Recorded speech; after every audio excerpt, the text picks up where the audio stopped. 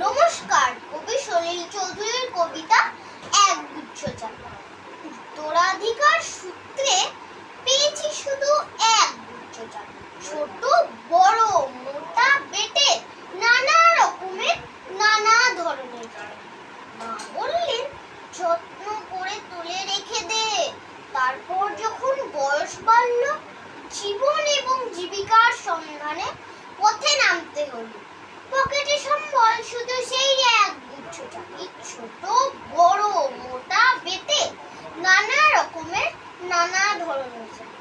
কিন্তু যেখানেই যাই সামনে দেখি প্রকাণ্ড এক দরজা, আর তাতে ঝুলছে প্রকাণ্ড এক তালা।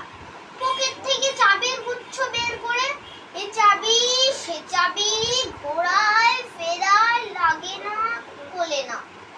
শান্ত হয়ে ঘরে ফিরে মা দেখেন আর হাসেন, বলেন, ওরে, তোর বাবার হাতে ওই চাবি দিয়ে ওই দরজাগুলো খোলেনি।